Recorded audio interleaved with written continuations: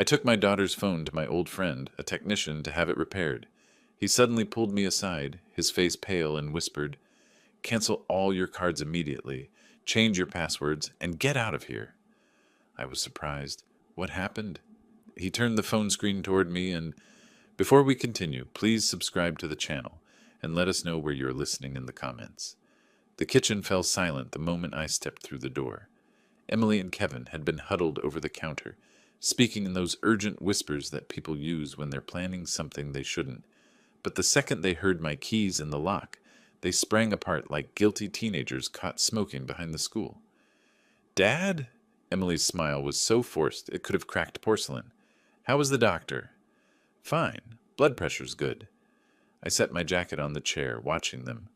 Kevin had his phone clutched in his hand, screen dark now, but his thumb was still hovering over it like he'd just locked it in a hurry. Emily was nervously tucking her hair behind her ear, a tell she'd had since childhood whenever she was hiding something. "That's great," she said too brightly. Then, barely pausing for breath, "Hey, Dad, I have a huge favor to ask. My phone—" She held up her iPhone, and I could see the spiderweb of cracks across the screen. "I dropped it this morning, and I really need it for work. Could you take it to your friend Daniel, the repair guy you always talk about?" I looked at the phone, then at her face. There was something in her eyes I couldn't quite place. Anxiety? Desperation? "Sure, honey. I can drop it off tomorrow." "Actually—" Kevin stepped forward, and I caught a flash of impatience in his expression before he smoothed it over. "She really needs it back as soon as possible. Like today, if you could. Some important work stuff coming up." It was barely 2 in the afternoon. "I suppose I could go now?" "Thank you." Emily practically shoved the phone into my hands. "You're the best?" "The best." "Right. I'd heard that a lot over the years, usually when they needed something. That evening, dinner was a masterclass in discomfort. I'd made my specialty, pot roast with vegetables, the same meal I used to make every Sunday when Emily was young. She barely touched it. Kevin, my son-in-law, ate mechanically while scrolling through his laptop with his free hand. "You know, Richard," Kevin said without looking up, "this whole cooking every night thing, it's very quaint. But most people our age just use meal delivery services." "Most people your age don't have someone cooking for them for free," I replied, keeping my tone light. He finally glanced at me, and I saw that familiar flicker of condescension in his eyes. "I'm just saying, the world's moved on. Paper bills, cooking from scratch, keeping everything in filing cabinets. It's all very 20th century. Emily jumped in quickly. "Kevin just means that technology makes things easier, Dad. That's all." "Right, easier." I took a bite of pot roast. It was actually quite good, if I did say so myself. "How's the job search going, Kevin?" His jaw tightened. He'd been between opportunities for about 8 months now. "I've got some leads. Nothing concrete yet. I'm sure something will turn up." I didn't mention that those leads never seemed to materialize, or that I'd been covering their share of groceries and utilities for longer than I cared to calculate. After dinner, I sat in the living room, my living room, in the house I'd bought 30 years ago when mortgage rates were through the roof, and I'd worked double shifts to make the payments. The leather armchair still bore the indent from where I'd sat thousands of evenings, reading the paper, doing crosswords, living my life. Now I sat there like a guest in my own home. On the mantel were photographs. Emily as a gap-toothed 7-year-old, holding up a fish we'd caught on our camping trip. Emily at her college graduation, beaming with pride. Emily and Kevin's wedding, where she'd whispered, "I'm so happy, Dad," as we walked down the aisle. When had everything changed? I picked up the photo from her graduation. I'd been so proud that day. My daughter, the first in our family to get a degree. I'd worked extra hours, saved every penny I could to help with her tuition. She'd hugged me so tight and promised she'd make me proud. Now she couldn't meet my eyes at dinner. I heard them upstairs, their voices muffled but urgent. Not arguing exactly, but discussing something intense. Planning something. The floorboards creaked as one of them paced back and forth. I looked at Emily's cracked phone sitting on the coffee table where I'd left it. I should have taken it to Daniel right away, but something had stopped me. Some instinct I couldn't name. The house felt cold tonight, despite the Florida heat outside. Cold in a way that had nothing to do with temperature. This was my home, the place where I'd raised Emily after her mother passed, where every room held memories. But lately it felt like I was the outsider here. They'd moved in 5 years ago, just for a couple of months, Dad, until we find our own place. That's what Emily had said. I'd just retired from my accounting firm, and honestly, I'd welcomed the company. The house had felt too empty after decades of living alone. But months had turned into years, and somewhere along the way, I'd stopped being a father they loved and started being an obstacle they tolerated. I ran my thumb over the cracked screen of Emily's phone. Tomorrow, I'd take it to Daniel. Tonight, I'd sit in my chair and wonder when I'd become a stranger in my own life. I couldn't sleep that night. Around 2 in the morning, I found myself back in the living room, this time pulling out the old photo albums from the cabinet. Maybe I was being sentimental, or maybe I was trying to pinpoint exactly when things had shifted. 5 years ago, when Emily and Kevin had arrived with their suitcases and hopeful smiles, I'd been genuinely happy. I'd spent the previous 2 years rattling around this 4-bedroom house by myself, and the idea of having family close again had warmed something in me that had been cold since my wife died. That first month had been wonderful. We'd had dinners together every night, real dinners, with conversation and laughter. Emily would tell me about her marketing job, Kevin about his plans for a startup. They'd ask about my retirement, my golf game, the garden I was planning. We'd watch movies on Friday nights, the three of us crowded on the couch with popcorn like Emily and I used to do when she was young. I remember the exact moment I started to feel the shift. It was about 6 months in. I'd come home from the grocery store and found Kevin in my study, sitting at my desk with my filing cabinet open. Papers were spread across the surface, bank statements, insurance documents, my will. "What are you doing?" I'd asked, trying to keep my voice level. He'd jumped slightly, then recovered with that easy smile. "Oh, hey, Richard. Emily mentioned you were having trouble organizing your tax documents. I thought I'd help out. I used to do some bookkeeping in college." It had seemed reasonable at the time, helpful even, so I'd thanked him and let it go. But now looking back, I remembered the way he'd quickly shuffled the papers together, the way his explanation had come just a beat too quickly, the way Emily had been oddly insistent that I didn't need to hire an accountant that year, that Kevin could help out. Then there was the incident about a year ago with the bank statement. I'd been cleaning out the mail basket and found a credit card statement addressed to me, from a company I'd never done business with. The balance was $3,047.50. I'd stared at it, confused, then taken it to Emily. "Dad, that's so weird," she'd said, barely glancing at it. "Must be identity theft or something. Happens all the time these days. I'll call the bank for you and get it sorted out." "I can call them myself." No, I know how much you hate being on hold with customer service. Plus, I deal with this stuff at work all the time. Let me handle it." She'd taken the statement from my hands and promised to take care of it. I never saw it again, and when I asked about it a week later, she'd assured me it was all handled. Just a computer glitch. I'd believed her because I wanted to believe her, because she was my daughter, and I loved her, and the alternative, that she was lying to me, was unthinkable. But there had been other moments, too, small things that hadn't seemed important at the time.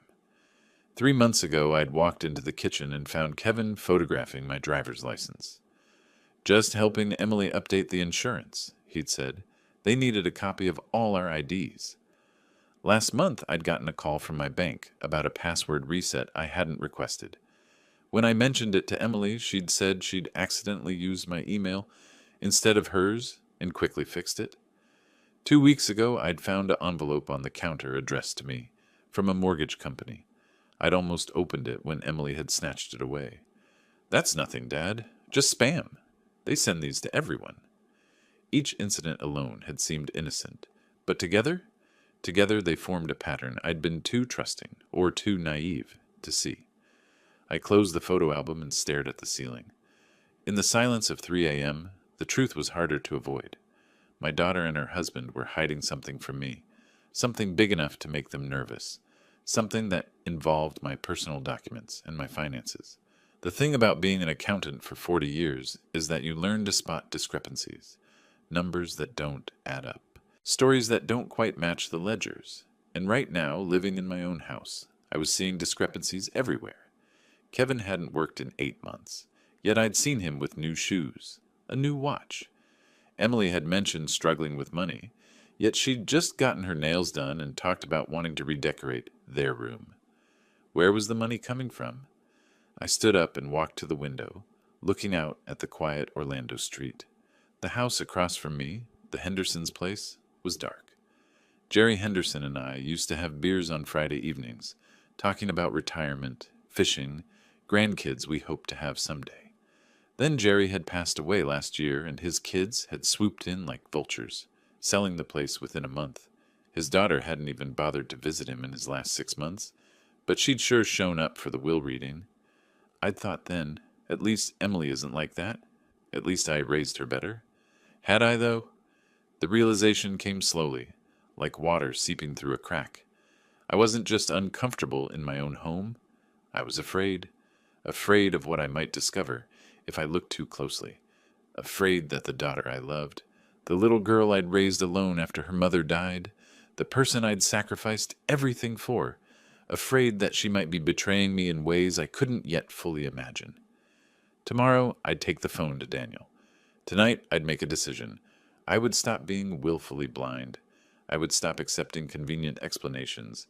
I would stop being the trusting fool they clearly thought I was.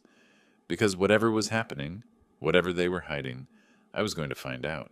And if my instincts were right, if my daughter and her husband were doing what I suspected, then they were about to learn something important. You don't spend 40 years balancing books and catching fraud without learning how to spot a scheme. And you don't get to be 67 years old by being someone's easy mark. I went back to bed with my jaw set and my mind clear. I still didn't know what I'd find at Daniel's shop tomorrow. But I knew one thing with absolute certainty. I was done pretending everything was fine. The game, whatever it was about to change. Daniel's repair shop sat on a quiet street in downtown Orlando, sandwiched between a dry cleaner and a coffee shop that made the best espresso in the city. I'd been coming here for years, first as his father's accountant, then as a friend, and finally as a customer who trusted him with everything from laptops to phones. The bell chimed as I pushed through the door. Daniel looked up from behind the counter, his reading glasses perched on his nose, and broke into a genuine smile, not the tight fake one I'd been getting at home. "Richard, good to see you, man. What brings you in?" I held up Emily's phone. My daughter's screen. She dropped it yesterday. "Ah." He took it from me, examining the spiderweb of cracks. "Yeah, I can fix this. Give me about an hour to run diagnostics and order the part if I need it." "Sounds good. I'll grab a coffee and come back." I spent the next 20 minutes at the shop next door, nursing an Americano and watching people pass by on the sidewalk. Normal people doing normal things. Going to work, running errands, living lives that probably didn't involve their own children stealing from them. Then my phone rang. Daniel's name flashed on the screen. "Hey, that was fast. Richard," his voice was tight, urgent. "You need to come back here, now." My stomach dropped. "What's wrong?" "Just, please, come now." I left my coffee half finished and was back at the shop in under 2 minutes. Daniel was waiting at the door. He locked it behind me and flipped the "back in 15 minutes" sign. "Daniel, what the—" He cut me off, leading me to the back room where he did his more detailed work. Emily's phone lay on the workbench, screen facing up. Daniel ran a hand through his hair, clearly agitated. "Look, I always run a virus scan before I do repairs. Standard procedure, right? Make sure there's no malware that might corrupt the new hardware." He picked up the phone. "I found something. And Richard, you need to cancel your credit cards immediately. Change all your passwords. And honestly, you might want to call the police." The room tilted slightly. "What are you talking about?" He unlocked the phone. Apparently he'd already bypassed the security and opened the photo gallery. "I'm sorry you have to see this." The first image was a photograph of my passport. Clear, well lit, every detail visible. He swiped to the next image, my social security card. Next, my driver's license front and back. Next, 3 different credit cards, photographed from both sides. Next, bank statements with my account numbers clearly visible. Next, tax documents with my signature. And then the screenshots started. Text messages between 2 contacts, saved as E and K. "Credit app submitted. Should be approved by Friday." "Perfect. The old man hasn't noticed anything yet. I told you he wouldn't. He's too trusting. 2 more months and we can move on the house. I found a realtor who'll work fast. We need to be careful. If he catches on before we're ready, he won't. He barely understands how to check his email. I read them all. Every single message. There were dozens.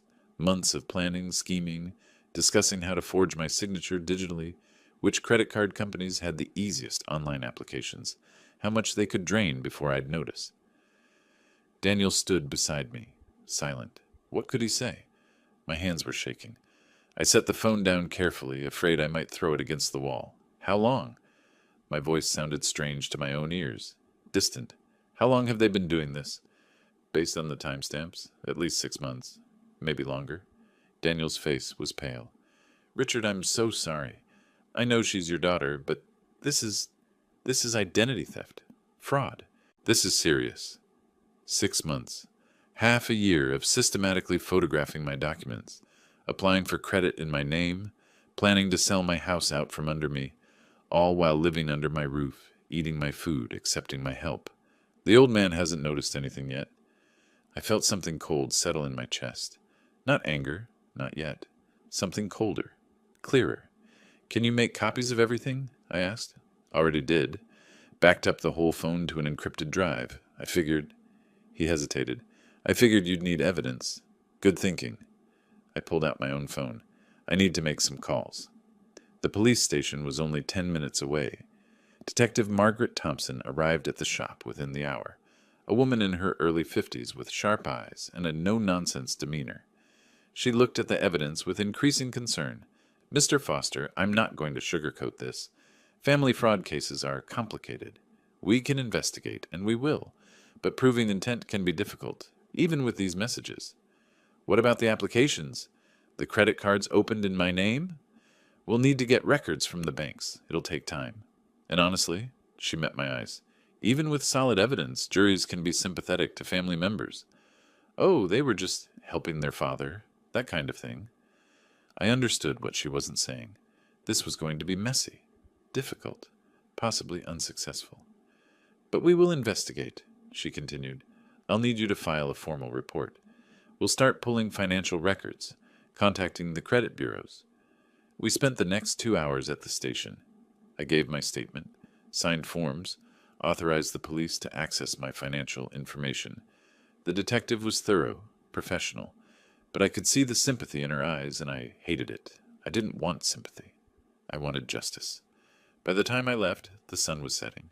I sat in my car in the station parking lot and let myself feel it, the full weight of what Emily and Kevin had done. Not just the theft, the betrayal, the casual cruelty of those text messages. The old man? Like I was just some obstacle, some resource to be exploited.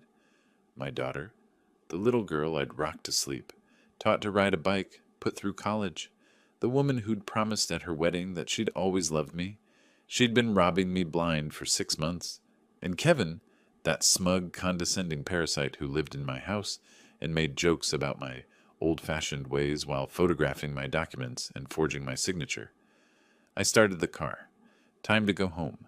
Time to face them, knowing what I now knew, pretending I was still the clueless old man they thought I was. Because Detective Thompson was right. This was going to be complicated. But she'd also said something else, almost as an afterthought. Document everything from now on. Every interaction, every suspicious behavior. Build your case. Oh, I would document everything. Every lie, every manipulation, every condescending comment. They thought they were so clever. They thought I was too old, too trusting, too stupid to catch on. We'd see about that. I drove home slowly, my mind racing despite the careful pace. Numbers had always been my comfort zone. 40 years of accounting had trained me to see patterns, to find the story hidden in ledgers and receipts. Now my brain was doing what it did best, organizing, categorizing, connecting dots. The strange credit card statement from a year ago that Emily had handled. The bank password reset she'd claimed was an accident. Kevin photographing my driver's license for insurance. The mortgage company envelope she'd snatched away. Every incident, now reframed through the lens of deliberate theft rather than innocent mistakes. The picture wasn't just clearer, it was damning. I pulled into the driveway. Their cars were both there. Of course they were. Where else would they be? They lived here, rent-free, in the house I'd worked myself half to death to buy. "Dad!" Emily called from the kitchen as I entered, too cheerful. "How did it go? Can Daniel fix the phone?" I hung my keys on the hook, the same hook I'd installed 30 years ago, and walked into the kitchen. They were both there, Emily at the counter slicing vegetables, Kevin at the table with his laptop. "He needs to order a part," I said calmly. "Said it'll be a week, maybe 2. Some special component has to come from overseas." Emily's face twitched, just the slightest frown before she recovered. "Oh, that's a long time." "Technology," I said with a shrug. "You know how it is. These phones are so complicated now." Kevin didn't even look up from his screen. "Told you to just buy a new one, Em. But no, you had to try to save money." The irony was almost funny. Kevin, who hadn't worked in 8 months, lecturing about saving money while stealing mine. I made myself a sandwich and sat at the table, watching them.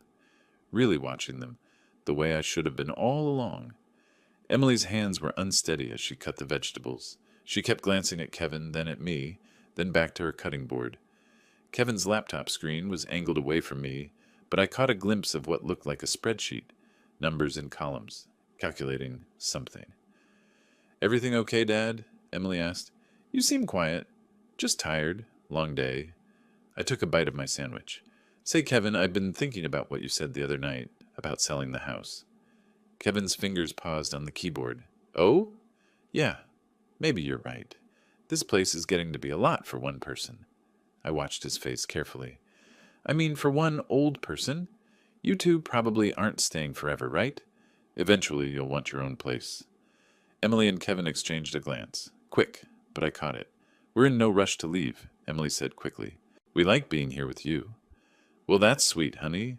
But still, I've been thinking I should probably talk to a financial advisor. Get my affairs in order, you know. I'm not getting any younger." Kevin's attention was fully on me now. "That's actually smart thinking, Richard. Very responsible." Responsible. From the man who'd been forging my signature for months. "I might even update my will," I continued casually. "Make sure everything's clear. You know, just in case." "Dad, don't talk like that," Emily said, but her eyes were bright with something that wasn't sadness. After dinner, I excused myself early. Upstairs, I closed my bedroom door and pulled out my phone. Daniel had given me a flash drive with all the evidence before I left. Now I needed to figure out what to do with it. Detective Thompson had been clear. They'd investigate, but it would take time. Weeks, maybe months, and family fraud was notoriously difficult to prosecute. But I hadn't spent 4 decades in accounting without learning a thing or two about building cases. Every audit I'd ever done had taught me the same lesson. Documentation was everything. Create a paper trail. Make the numbers irrefutable. I opened my laptop and created a new folder. Evidence. Then I started listing every suspicious incident I could remember, dating back 5 years. The credit card, the bank calls, the photographed license, the insurance documents, the mysterious envelope. Alongside each incident, I noted what I'd been told at the time versus what I now knew. Told, technical bank error. Reality, fraudulent credit card in my name. Told, helping with insurance. Reality, photographing ID for identity theft. Told, just spam mail. Reality, mortgage refinancing application I never authorized. The list grew longer, pattern after pattern after pattern. My phone buzzed. A text from Daniel. "You okay, man?" I typed back. "Been better. Thanks for today." "Anytime. Let me know if you need anything." I stared at his message. Then I typed, "Actually, how long can you realistically delay that phone repair?" The response came quickly. "As long as you need. I can say the part's back-ordered. Manufacturer delays, whatever. Week? 2 weeks? 2 weeks would be perfect. Done." I set the phone down and returned to my laptop. 2 weeks without Emily having access to her phone meant 2 weeks where she couldn't coordinate as easily with Kevin. 2 weeks where they'd be anxious, off balance. 2 weeks for me to prepare. I pulled up my bank accounts. All of them, including the ones I'd kept separate for years. The investments I'd made. The retirement fund I'd built. My assets totaled considerably more than Emily and Kevin probably realized.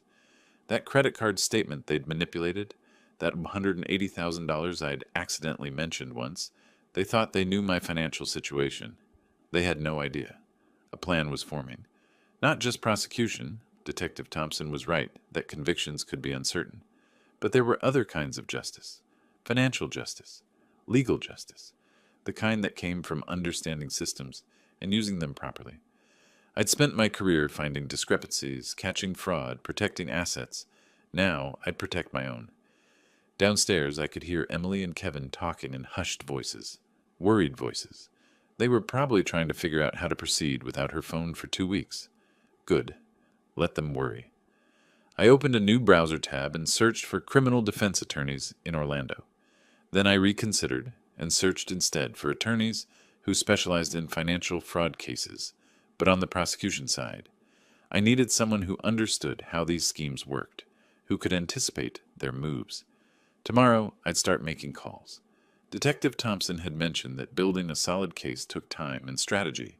Well, I had time. And after 40 years of building airtight audits, I certainly had strategy. Emily had called me the old man who wouldn't notice. Kevin had mocked my old-fashioned ways. They were about to learn that old-fashioned accounting principles still worked just fine. And one of the first principles I'd learned, way back when I started, always balance your books. Every debit requires a credit. Every action has a consequence. They'd taken from me. Now it was time to calculate exactly what they owed, and I wasn't just thinking about money. I closed my laptop and lay back on the bed, staring at the ceiling. For the first time since seeing those photos on Emily's phone, I felt something other than shock or pain. I felt focused. They'd made a mistake underestimating me, and I was going to make absolutely certain they understood the full cost of that error. The next morning, over coffee that tasted like ash in my mouth, I played my role perfectly. "So, Dad," Emily said with studied casualness, "any update from Daniel?" I looked up from my newspaper. Yes, I still read actual newspapers, much to Kevin's amusement, and shrugged. "He called last night. Needs to order a part from overseas. Could be a week, maybe 2. Emily's smile flickered, just for a second, but I saw it. 2 weeks? You know how it is with these fancy smartphones. Everything's proprietary now. I turned back to my paper. I remember when phones were just phones. You dropped them. The plastic case cracked. You bought a new case for $5. Now it's like performing surgery. Kevin snorted from across the table. That's the problem with your generation, Richard. Always complaining about progress instead of adapting. I could have pointed out that his generation couldn't seem to adapt to the concept of paying rent or holding down a job. But I just smiled mildly. You're probably right, Kevin. The look he exchanged with Emily was priceless. Confusion mixed with satisfaction. They thought they were winning. Over the next few days, I became a student of their behavior. 40 years of auditing had taught me that people revealed themselves in patterns, and Emily and Kevin were practically screaming their guilt if you knew what to look for. Kevin spent hours on his laptop in the corner of the living room, angled so I couldn't see the screen. But I'd catch glimpses when I walked by. Spreadsheets, numbers, calculations, planning how to spend money that wasn't his. Emily made calls constantly. She'd say she was checking on work stuff and step outside. But through the window, I'd see her texting rapidly, her shoulders hunched with tension. They'd become secretive about everything. Their bedroom door was always locked now. They whispered in corners. They'd stop talking mid-sentence if I entered a room. The funny thing, they probably thought they were being subtle. On the third day after my discovery, I had my first meeting with Gerald Morris. Detective Thompson had given me his name. He specializes in financial fraud cases, she'd said. If anyone can help you build a bulletproof strategy, it's Gerald. His office was in a high-rise downtown, all glass and steel and expensive furniture that probably cost more than my first car. Gerald himself was in his late 50s, with silver hair and the sharp eyes of someone who'd seen every scheme in the book. "Mr. Foster," he shook my hand firmly, "Detective Thompson briefed me on your situation. I've reviewed the evidence from the phone. It's comprehensive. Is it enough? For criminal charges, absolutely. For conviction," he tilted his head, "that depends. Juries can be unpredictable, especially in family cases. But what concerns me more is that you don't just want justice. You want something more, don't you? I sat back in the leather chair. I want them to understand what they did. Not just legally, but emotionally. I want them to feel the betrayal, the helplessness, the shock of having everything pulled out from under them. The way I felt when I saw those messages calling me the old man. Gerald nodded slowly. Then we need to be strategic. Criminal prosecution is one avenue, but we need to think bigger. Civil liability, asset protection. We need to make them feel the consequences in ways they'll understand, financially, legally, socially. I'm listening. First, we need to let them continue. I know that sounds counterintuitive, but if we shut them down now, they can claim it was just one or two mistakes, impulse decisions. If we document a clear pattern of systematic fraud over time, their intent becomes undeniable. You want me to watch them steal from me? Under controlled conditions, yes. We'll work with Detective Thompson. Every fraudulent application, every forged signature, every credit line they open, it's all evidence, and more importantly, it's more debt they'll be responsible for when this is over. I thought about it. The accountant in me understood the logic. Document everything. Build an airtight case. Let them dig their own grave with spreadsheets and signatures. What else? Gerald pulled out a legal pad and started sketching out a plan. We need to protect your actual assets. New will, power of attorney with specific limitations, trusts if necessary. Make sure that no matter what they try legally, they can't touch your real money. They're planning to sell my house. Not if we file the right documents first. We'll create a revocable living trust, transfer the house into it. Even if they somehow get guardianship, which they won't, they can't touch trust property without going through specific legal channels that take months. By the time they realized what happened, it would be too late. I felt something I hadn't felt in days. Hope. Not the desperate kind, but the cold, calculated kind that comes with a solid plan. There's one more thing, Gerald said, leaning forward. We need to think about civil damages. Criminal court might send them to jail, but civil court can make them pay. Literally. Emotional distress, attempted theft, fraud. We can build a substantial claim. How substantial? Based on what I'm seeing, easily 6 figures. Maybe more, depending on what else we find. I left his office 3 hours later with a stack of documents to sign and a timeline for action. Gerald's paralegal would start filing paperwork immediately. The trust, the new will, the power of attorney restrictions, all of it would be in place within a week. That evening at dinner, Kevin was particularly smug. You know, Richard, Emily and I have been talking. We think you should consider getting a financial advisor. Someone to help manage your accounts, make sure you're not getting taken advantage of. The irony was so thick I could have cut it with my fork. That's thoughtful of you, Kevin, but I've managed my own finances for 40 years. I think I'm okay. That's exactly the point, Dad. Emily's voice was sticky sweet with false concern. You've been doing it for so long, maybe it's time to let someone else take some of the burden. We worry about you. They worried about me. Right. They worried I might notice the fraudulent credit cards before they could drain them completely.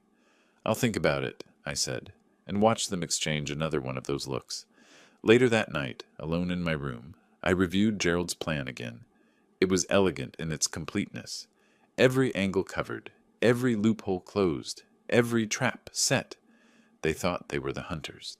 They thought they'd found an easy mark in their aging father who still read paper newspapers and didn't understand modern technology.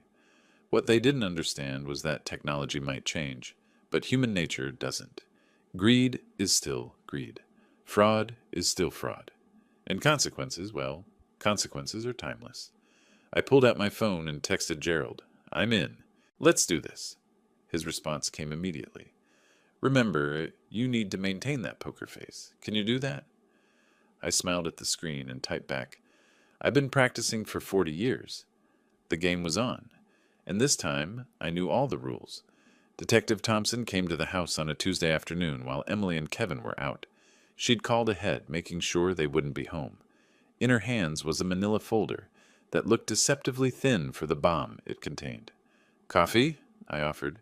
Please. She settled into the kitchen chair and opened the folder. Richard, the bank forensics came back. It's worse than we thought. I poured us both coffee and sat down. How much worse? 3 credit cards opened in your name. Total available credit.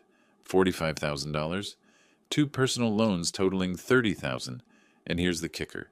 There's a pending application for a cash-out refinance on this house. If it had gone through, they would have extracted about $200,000 in equity. My hands tightened on the coffee mug. $200,000, nearly everything I'd built over 30 years of work. How much have they actually spent so far? About $20,000. The rest is still available credit. They've been careful, spacing out the charges so nothing would trigger fraud alerts. Mostly cash advances and wire transfers. She slid some documents across the table. Every signature is forged. Digital signatures created from scans of your real signature from other documents. I studied the paperwork, the applications, the loan documents, the credit card agreements, all bearing my name, none bearing my actual consent. The handwriting expert confirmed it? I asked. Confirmed. These are sophisticated forgeries, but forgeries nonetheless. Richard, with this evidence, we have them cold. Identity theft, financial fraud, forgery, multiple felonies. We could arrest them today. No. The word came out harder than I intended. Not yet. Thompson raised an eyebrow. Your attorney explained the strategy? He did. Let them continue under surveillance. Build the pattern. Make the case undeniable. It's risky. Every day we wait, they could do more damage. Controlled damage, I corrected. Gerald is setting up protection for my real assets. Let them think they're winning. Let them get comfortable. And let them hang themselves with more evidence. She nodded slowly. Your call. But Richard, be careful. Cornered animals can be dangerous. After she left, I sat at the kitchen table for a long time, staring at those forged signatures, each one a betrayal, each one proof that my daughter had looked at me and seen only an ATM machine with a heartbeat. The front door opened around 4. Emily and Kevin back from wherever they'd been. Dad? Emily called out. You home? Kitchen, I replied. They came in carrying shopping bags, new clothes, I noticed, expensive brands, bought with money stolen from me, though they didn't know I knew that yet. We were thinking, Kevin said, settling into a chair with that casual arrogance of his. Maybe it's time we talked about long-term plans for the house. What about it? Well, it's a big place. 4 bedrooms, that huge yard, a lot of maintenance for one person. He leaned back, completely at ease. Have you thought about downsizing? Maybe one of those nice retirement communities? Emily jumped in. We're not trying to push you out, Dad. We just want you to be comfortable. And financially, it might make sense. Free up some equity, reduce your expenses. I looked at them. Really looked at them.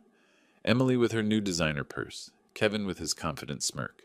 Both of them so certain they had me fooled. You know, I said slowly, you might be right. I have been thinking about my financial situation lately. Kevin perked up. Really? Mm-hmm. In fact, I've been reviewing all my accounts, making sure everything's in order. Updating my will, that sort of thing. The change in them was instantaneous. Emily's smile froze. Kevin's eyes sharpened with something that might have been alarm. Your will? Emily's voice was carefully controlled. Is everything okay? Are you sick? No, nothing like that. Just being responsible. At my age, you never know. I stood and started cleaning my coffee mug. I actually met with a lawyer last week, Gerald Morris. He specializes in estate planning. The silence behind me was deafening. I could practically feel their panic. That's good, Kevin finally managed. Smart thinking. I thought so. He's helping me set up some trusts, reorganize my assets, making sure everything's protected and properly allocated. I turned to face them, keeping my expression mild. He said I've been leaving myself vulnerable to potential fraud. Apparently, identity theft is a big problem for seniors these days. Emily's face had gone pale. Not dramatically. She was better at controlling herself than Kevin, but I saw the color drain from her cheeks. Her hand moved to her phone in her pocket, an unconscious gesture. Kevin, on the other hand, couldn't quite manage his expression. His jaw tightened. His eyes darted to Emily, then back to me. The shopping bags in his hands crinkled as his grip tightened. Identity theft? He said. That's serious. Very serious. Gerald said that family members are often the most vulnerable to it. People trust their relatives, don't protect their information properly. I opened the dishwasher and placed my mug inside. Anyway, he's setting up all sorts of protections. New passwords, alerts on all my accounts, security measures. It said it'll make it nearly impossible for anyone to access my information without my explicit permission. Emily and Kevin stood frozen in the kitchen doorway. I could see their minds racing, calculating, trying to figure out if I knew. If this was a coincidence or a declaration of war. Well, Emily said finally, her voice too high. That sounds very thorough, Dad. I thought so. Oh, and Daniel called. Your phone's ready. You can pick it up tomorrow. If possible, Emily went even paler. Her phone. With all the evidence. She didn't know Daniel had already copied everything, that the police had every message, every photo. That's great, she whispered. That's really great. They excused themselves shortly after that, claiming they had errands to run. I watched them go, saw Kevin's hand on Emily's back, guiding her quickly out the door. Through the window, I could see them in the driveway, having an intense, whispered argument, before finally getting in the car and driving away. I pulled out my phone and texted Detective Thompson. They're spooked. Just mentioned the lawyer and new security measures. You should see increased activity on the account soon. Her response was almost immediate. We're watching. Every move is being documented. I leaned against the counter and let myself smile.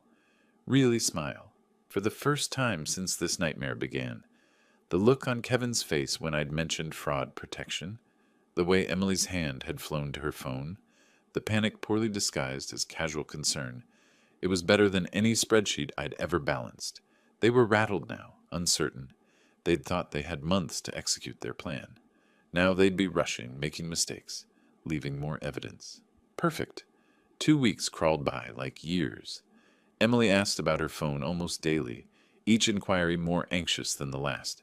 Still no word from Daniel? She'd ask, trying to sound casual and failing. These things take time, honey, I'd reply, not looking up from my crossword puzzle. International shipping, you know. On the 15th day, I called her into the living room. Good news. Daniel just called. Your phone's ready. You can pick it up today. The relief that flooded her face was almost comical. She and Kevin exchanged one of their meaningful glances, the kind they thought I didn't notice, and I saw her shoulders drop as tension drained away. That's great, Dad. I'll go get it right now. Take your time, I said mildly. He's there until 6. She was out the door in under 5 minutes. That evening I sat in my usual chair in the living room, reading, or pretending to read anyway. Emily and Kevin had retreated to their room, and their voices drifted down through the old house's thin walls.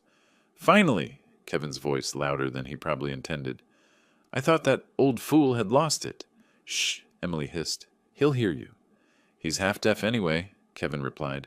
Look, we need to move fast now. The phone was out of commission for 2 weeks. We're behind schedule. Their voices dropped to urgent whispers. I couldn't make out the words, but the tone was clear enough. Desperation, greed, calculation. I sat very still, hands clenched on my book, and reminded myself that Detective Thompson was watching, that every move they made from here on out was being documented, that justice was coming, but it didn't make it hurt any less. The next morning, I executed the next phase of Gerald's plan. On the kitchen counter, seemingly forgotten, I left a bank statement. Not from one of my regular accounts. They already knew about those. This was from an investment account I'd maintained for years, one I'd never mentioned. The balance showed $180,000. I went out to the garden, ostensibly to check on my tomato plants, but positioned where I could see through the kitchen window. Emily came down first. She walked past the statement, stopped, backed up, picked it up. Her eyes widened as she read the numbers. Kevin appeared moments later. She showed him, and I watched his face transform. Greed replacing suspicion, dollar signs practically visible in his eyes. They thought they'd hit the jackpot. What they didn't know was that the account was real, but I had already moved the money. What sat in that account now was $180,000 of bait, and the second they tried to access it, alarms would go off at 3 different banks and the police department. That evening, Kevin was almost friendly at dinner. You know, Richard, you've done really well for yourself. Built up a nice nest egg. I've been careful, I agreed. Lived below my means, invested wisely. That's smart, Emily chimed in. Very smart. Have you thought about what you'll do with it all? I mean, eventually? Eventually? Meaning after I was dead or incapacitated. meaning once they'd managed to get control of my assets. Oh, I've made arrangements, I said casually. Updated my will recently, remember? Gerald helped me set up some trusts, establish clear distributions. Everything's taken care of. The way Kevin's jaw tightened was worth every sleepless night I'd had since discovering their betrayal. Later that night, through my bedroom window, I saw Kevin take out his phone and photograph something on the kitchen table, the bank statement, capturing evidence of assets he planned to steal. I texted Detective Thompson. They took the bait. Bank statement photographed. Her response? We're watching. 2 new credit applications filed today using your information. They're accelerating. Good, I typed back. Let them dig deeper. The following days were a masterclass in fraud documentation. Emily and Kevin became bold, almost reckless. They started talking openly about when we sell the house, as if it were a foregone conclusion. Kevin mentioned looking at condos in Miami. Emily talked about finally taking that European vacation she'd always wanted, all on my dime. Or so they thought. I played my part perfectly. Agreeable, slightly confused, mentioning more than once that I was feeling tired lately and having trouble keeping track of things. I'd leave my reading glasses in the wrong room, pretend to forget what day it was. Small things that could be used to support a case of declining mental capacity. Kevin ate it up. You know, Richard, it's nothing to be ashamed of. Lots of people need help as they get older. That's what family's for. Family? The word tasted like ash. You're probably right, I said, injecting just the right amount of uncertainty into my voice. Maybe I do need more help. The gleam in his eyes was predatory. He thought he was winning. A week after Emily got her phone back, Detective Thompson called. Richard, they've filed 4 more credit applications. Total exposure, if approved, is now over $75,000. Plus, they've initiated the refinancing paperwork on your house using forged documents. How much longer? I asked. Gerald thinks we have enough now, but he wants to wait for one more thing. He has a theory about their next move. Gerald's theory proved correct 3 days later. The letter came from Johnson & Associates, a law firm I'd never heard of. Inside was a petition for guardianship filed by Emily Foster and Kevin Larson, claiming that I, Richard Foster, was no longer mentally competent to manage my own affairs due to demonstrated confusion, memory loss, and inability to make sound financial decisions. They were trying to have me declared incompetent. I sat at my kitchen table, the same table where Emily had sat as a child doing homework, where we'd celebrated birthdays and holidays and read their legal attempt to strip me of my autonomy. The petitioner has witnessed increasingly concerning behavior, including forgetting important dates, misplacing important documents, and making statements suggesting disorientation and confusion, the document stated. They'd been documenting my performance. Every time I'd pretended to be confused, every deliberately misplaced item, every senior moment I'd faked, they'd recorded it as evidence. For a moment, I almost admired their thoroughness. Almost. Then I called Gerald. They filed for guardianship, I said. There was a pause. Then, that's it. That's what I was waiting for. Richard, do you know what this means? Tell me. It means they're not just trying to steal from you. They're trying to take everything, your autonomy, your assets, your very right to make decisions about your own life. It's not just fraud anymore. It's exploitation of an elderly person, attempted coercion, abuse of process. His voice held barely contained satisfaction. This gives us everything we need. And more importantly, the court date for the guardianship hearing is the perfect venue for our counterattack. When? 2 weeks? But Richard, this is it. No more pretending after this. At that hearing, we show every card. Are you ready? I looked around my kitchen, at the home I'd built, at the life they'd tried to steal. I've been ready, I said. The next 2 weeks were a strange limbo. Emily and Kevin walked around the house with barely contained excitement, believing victory was within reach. I continued my performance as the declining father, but beneath it, I was preparing for war. Kevin became openly dismissive. At dinner one night, he barely looked up from his phone when I spoke. Kevin, could you pass the salt? Oh, sure. He slid it across the table without glancing at me. Emily and I were thinking, Richard, this house is really too much for you. All these stairs, the yard work. After the hearing, we should look at some nice retirement communities. Places with activities, meals provided. You'd probably be happier. The hearing, I kept my voice mild, confused. Emily jumped in, all false sweetness. The guardianship hearing, Dad. Remember? We explained this. We're just trying to help you. Make sure you're taken care of. You've been so forgetful lately. Oh, right. I blinked slowly as if trying to remember. That's this week? 2 weeks, Kevin corrected with exaggerated patience. But don't worry about it. We've got everything handled.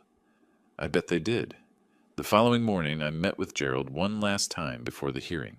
His office conference room table was covered with documents, bank records, credit reports, phone logs, photographs, the complete evidence of Emily and Kevin's fraud. This is ironclad, Gerald said, tapping the stack of papers. Identity theft, financial fraud, forging documents, exploitation of the elderly, and now attempted coercion through fraudulent guardianship claims. The prosecutor is very interested. Will they go to jail? I asked. Kevin, almost certainly. Emily, he hesitated. She's your daughter. The court might be more lenient, especially if she cooperates and testifies that Kevin was the primary instigator. She wasn't coerced, I said flatly. I saw those text messages. She called me the old man. She was right there planning how to sell my house. I know. But legally there's often a difference in sentencing between the mastermind and the accomplice. He looked at me carefully. Richard, I need to ask. Are you sure you want to go through with this? Once we walk into that courtroom, there's no going back.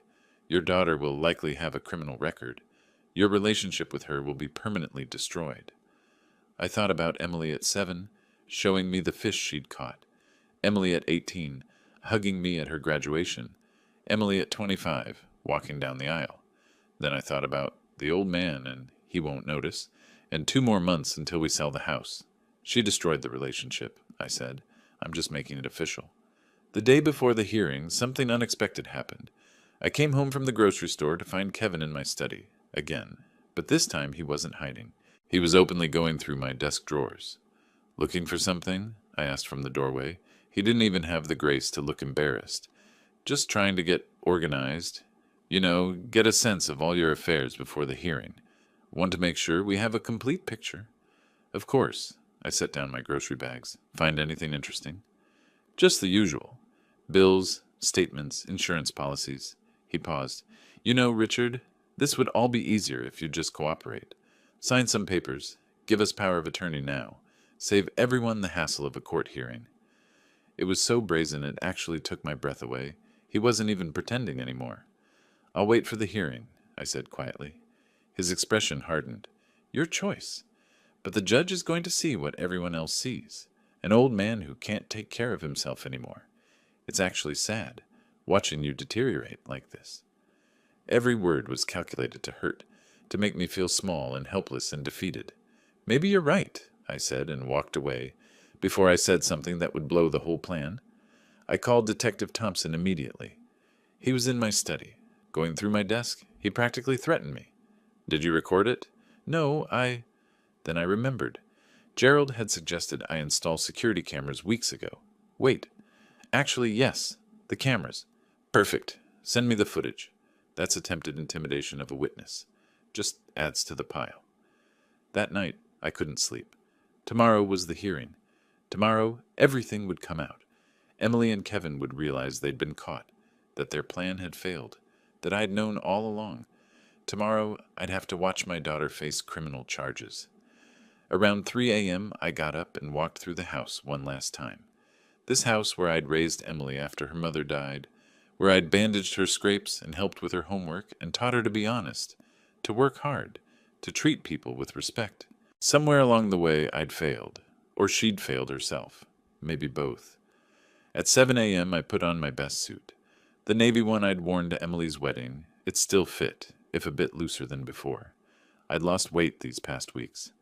Emily and Kevin came downstairs around 8, also dressed formally. Emily wore a conservative dress and heels, her hair pulled back. Kevin had on a suit that probably cost more than my monthly grocery budget, bought with my stolen money, no doubt. "Ready, Dad?" Emily asked, and her smile was so practiced, so false, it made my stomach turn. "Ready," I confirmed. The courthouse was downtown, a 20-minute drive. We took separate cars, they insisted, saying they had errands to run after. More likely, they wanted to celebrate their impending victory without me around. In the parking garage, I met Gerald. He looked sharp in his lawyer's suit, briefcase in hand. "Everyone's in place," he said quietly. "Thompson, the prosecutor, the bank representatives, and Richard, they have no idea what's coming. As far as Emily and Kevin know, this is just a simple guardianship hearing." "Good," I said.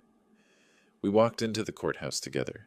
Emily and Kevin were already there, standing with their lawyer, a young guy who looked fresh out of law school and probably had no idea he was representing two criminals. Emily waved at me. "Dad, over here." I walked over slowly, playing my part one last time.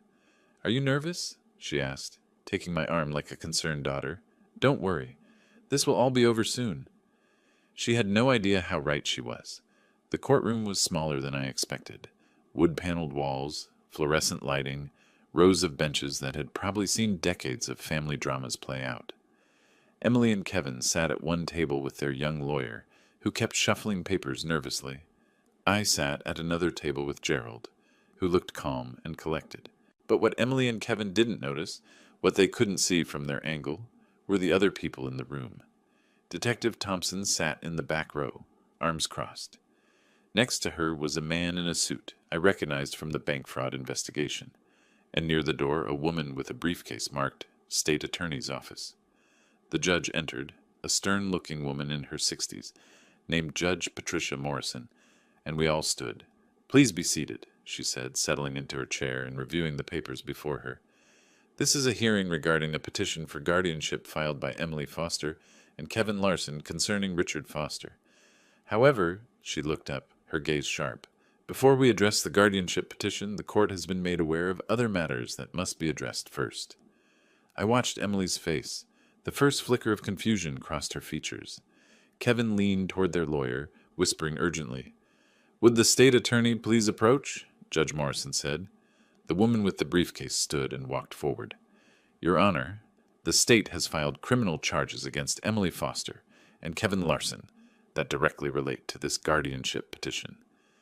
Emily's face went white, not pale. White, like someone had drained every drop of blood from her body. Her hand flew to her mouth. Kevin shot to his feet. "What? This is a guardianship hearing. We're not—" "Mr. Larson, sit down," the judge said sharply. "You'll have your opportunity to speak." The prosecutor opened her briefcase and pulled out a thick folder. "Your Honor, the defendants are charged with identity theft, financial fraud, forgery, and exploitation of a vulnerable adult. These charges stem from a systematic scheme to defraud Mr. Richard Foster of his assets, which directly contradicts their claim in this guardianship petition that they're acting in his best interests."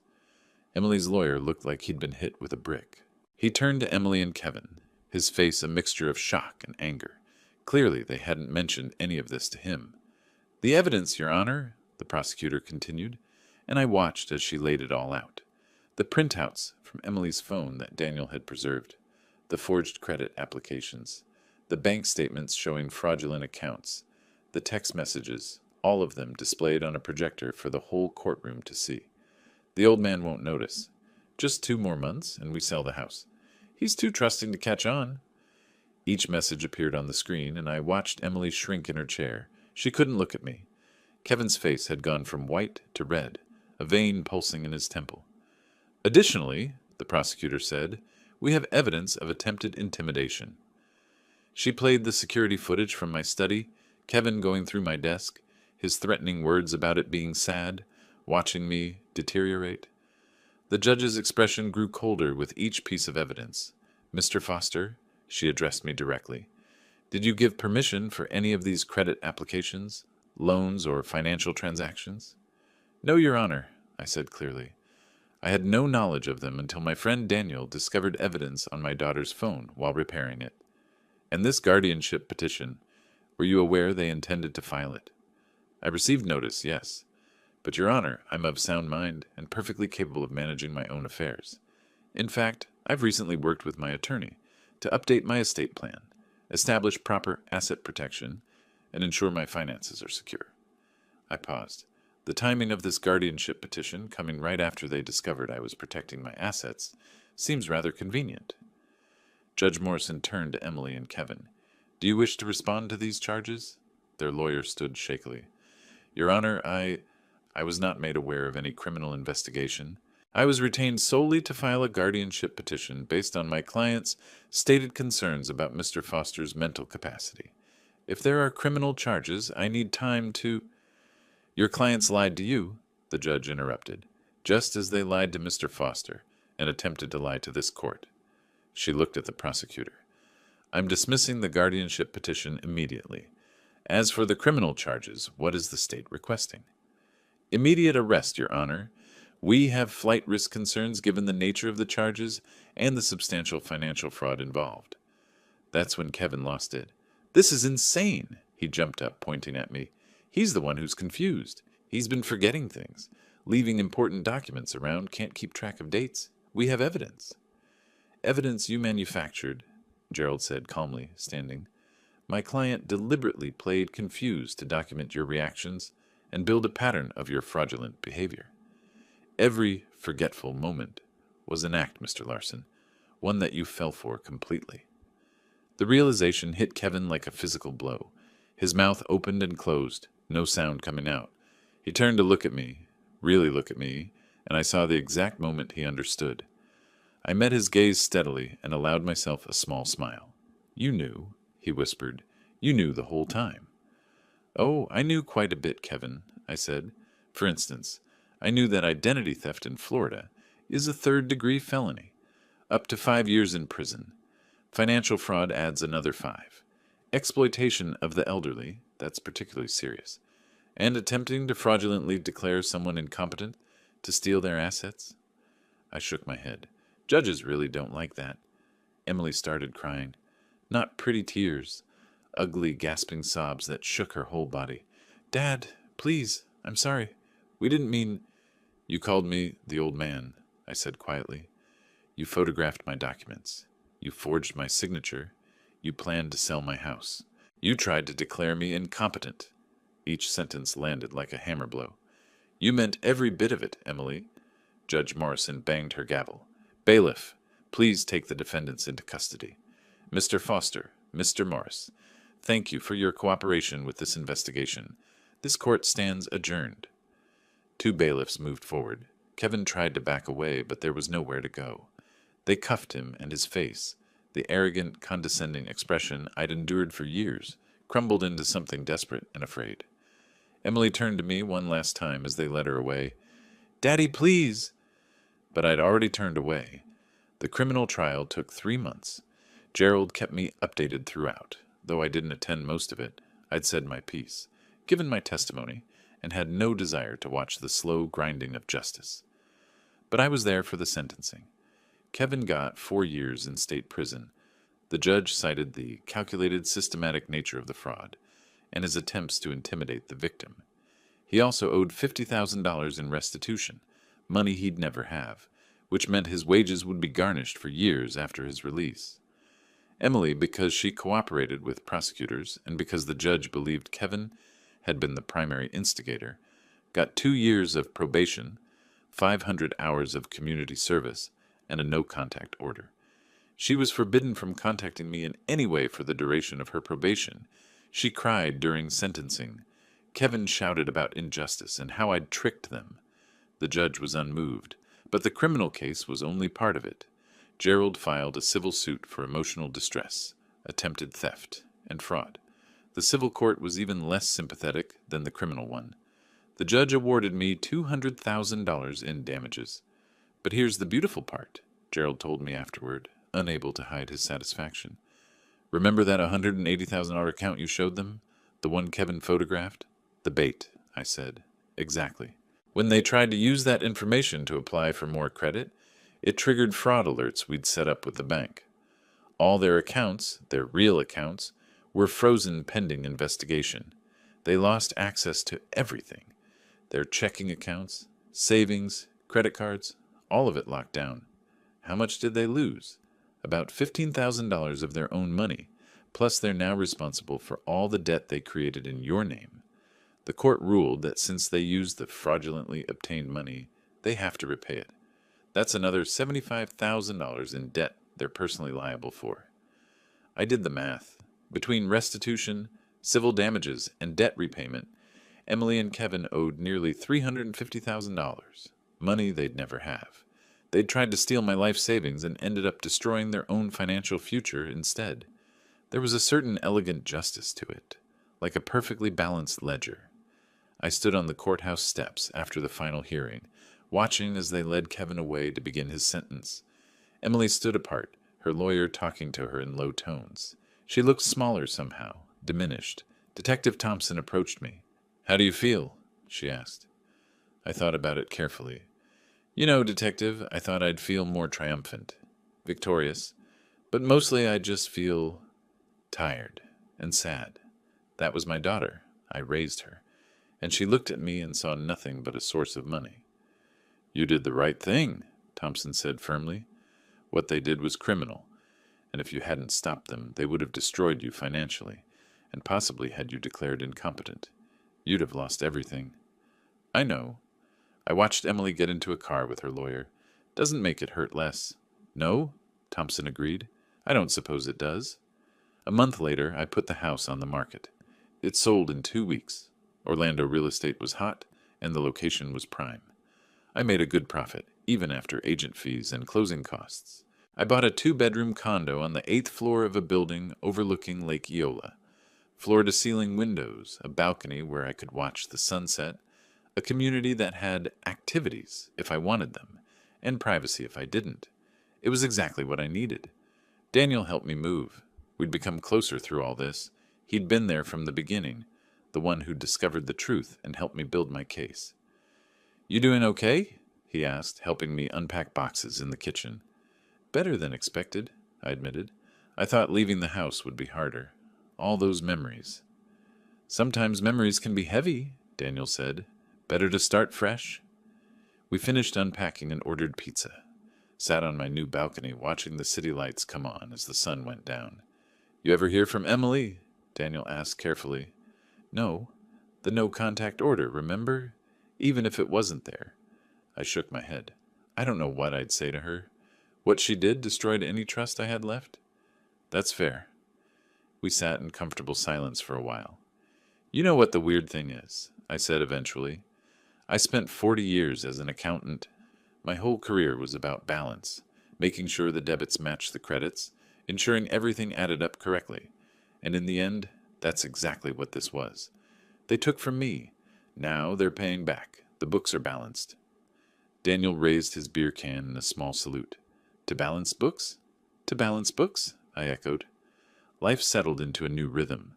I joined the condo's book club, started going to the community gym in the mornings, made friends with my neighbors, retirees like me, people who'd lived full lives and were now enjoying the peace they'd earned. Sometimes I thought about Emily, wondered how she was doing, if the community service was teaching her anything, if she felt any genuine remorse. But mostly I tried not to think about her at all. One evening, 6 months after everything ended, I stood on my balcony watching the sunset paint the lake orange and gold. 67 years old, alone, yes, but free, independent, with my dignity intact and my finances secure. I'd lost my daughter, but I'd kept myself, and if 40 years of accounting had taught me anything, it was that sometimes the most important thing wasn't what you gained, but what you refused to lose. The books were balanced, justice had been served, and that, I decided, was enough. If you like this story, please like this video, subscribe to the channel, and share your impressions of this story in the comments. To listen to the next story, click on the box on the left. Thank you for watching.